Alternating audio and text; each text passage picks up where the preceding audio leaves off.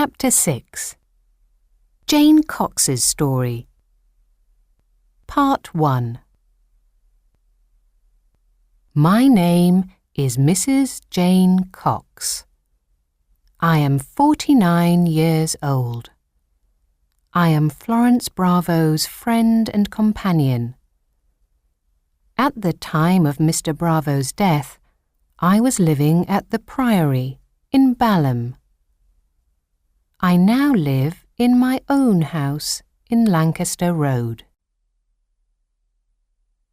The first time I met Charles Bravo was in 1869, 2 years after I came to England. My husband had died in 1867 in Jamaica.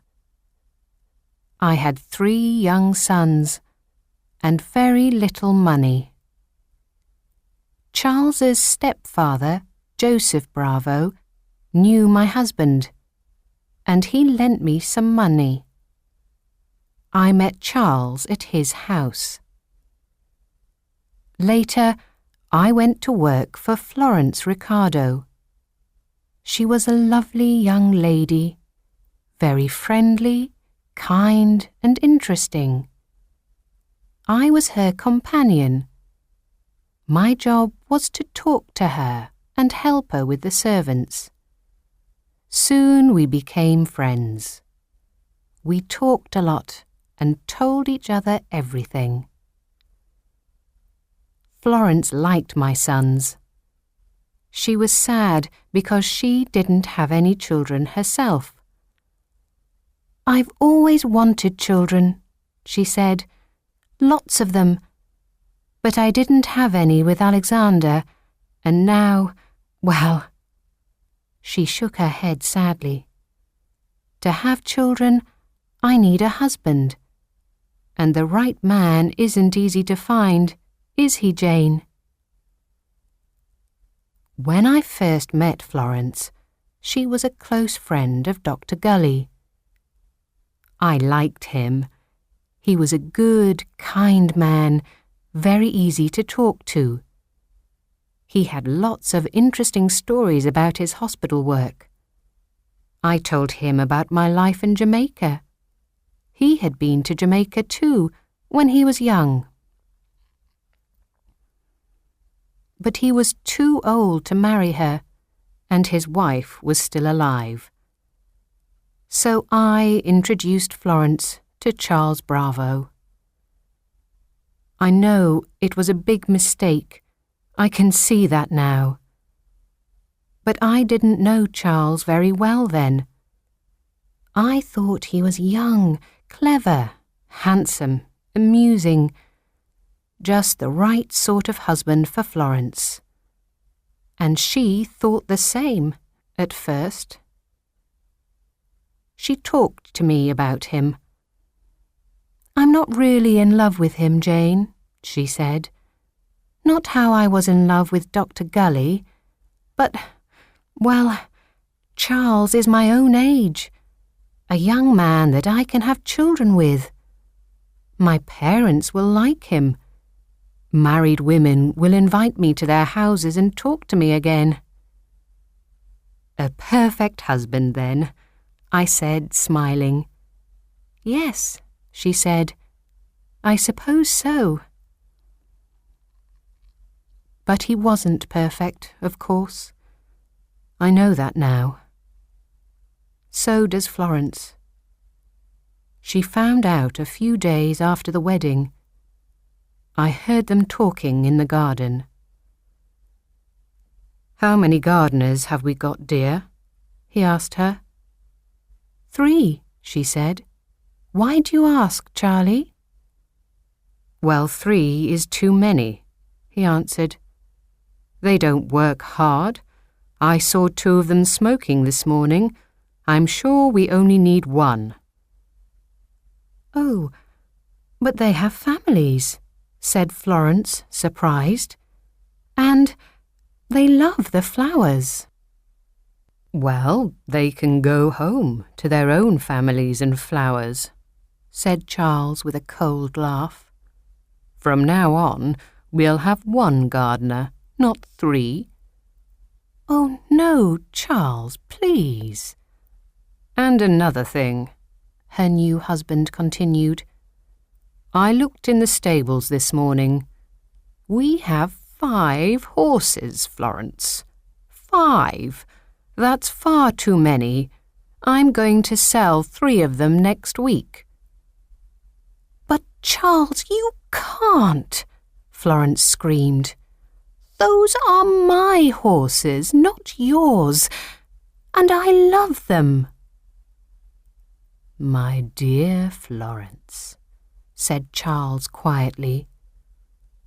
There was something about his voice. He wasn't angry or upset as I expected.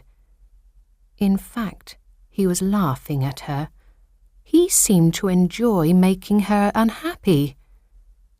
My dear Florence, I am your husband now, haven't you noticed? Married women don't own things, they can't. So everything that used to be yours is now mine. If I want to sell the horses, I will. It's for me to decide and you to obey. No! Florence screamed. The gardeners heard her and looked up. She was shouting at him, screaming into his face. Those are my horses, and you can't sell them. I won't let you. You can't stop me, woman, he said. Then I heard a terrible sound, the sound of his hand hitting her face. Not once, but twice.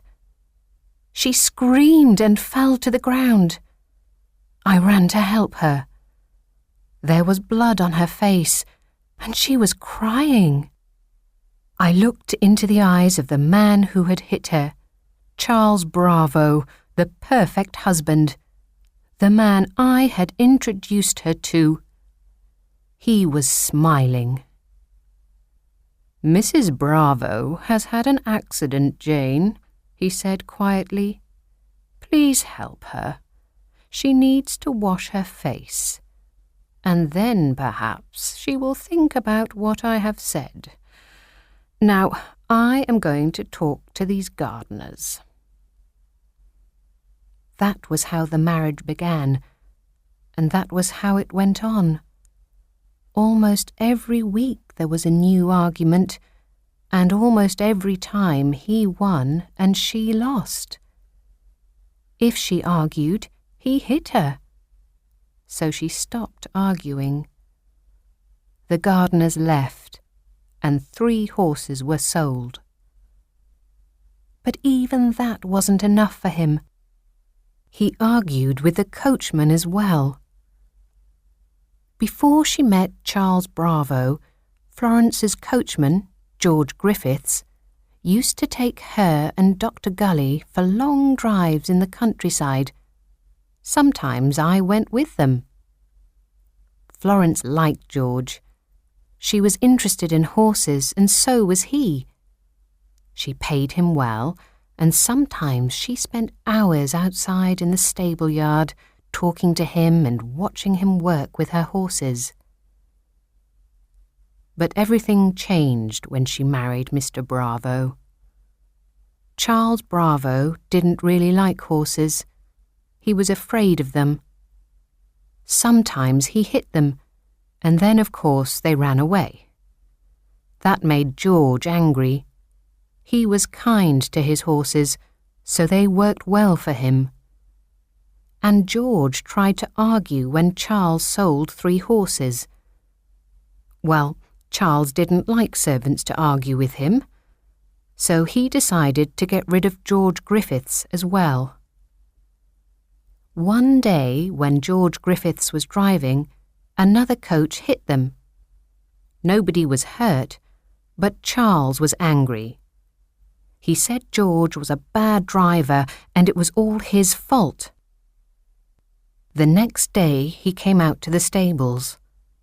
I was outside in the garden, so I saw what happened. George Griffiths was putting some white powder in water for the horses. "What's that?" Charles asked. "Antimony, sir," George answered. "It's a medicine for horses. It cleans their stomachs." "Stop that," Mr. Bravo said. "You can't give antimony to horses. It's a poison." That made George angry. He didn't think Charles Bravo knew anything about horses. "It's all right to give them a little, sir," he said. "I've worked with horses for 20 years. I know what I'm doing." "I don't believe you. Yesterday you hit a coach and now you're trying to poison my horses," Charles said angrily. "That's it. I don't want you here. You can leave this job today." "But, sir, I've got a wife and children," George said. "That's your problem, not mine," Mr. Bravo shouted. "Get out of this house now and don't come back." So George Griffiths lost his job. But before he left, I heard him talking to the other servants in the kitchen. He threw his coat on the table angrily. "That man Bravo isn't just bad, he's crazy," he shouted. "I've worked with horses for 20 years, and now this! And he hits his wife too. We all know that." "Well, you'll get a better job somewhere else, won't you?" said the cook. "I'd like to leave too." "You and I can leave, but his wife can't, poor woman," George said. "You know what? Charles Bravo will be dead in 4 months. You wait and see." That was a strange thing to say. Did George mean he was going to kill him, himself? Surely not. He was just angry. But then, only a few weeks later, Charles Bravo was dead. So did George Griffiths kill him? Is that possible? After all, Charles Bravo was poisoned with antimony, and George kept antimony in the stables. He used it as a medicine for the horses. I never saw George again after that day. He got a job as a coachman with another lady 20 miles away. And he told the coroner he threw all the antimony away before he left. Maybe he did. I don't know. I don't know where he kept it. I didn't go into the stable yard very often.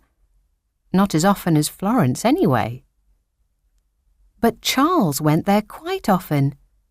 He knew where everything was, and he was interested in medicine. That's why he knew that antimony was a poison.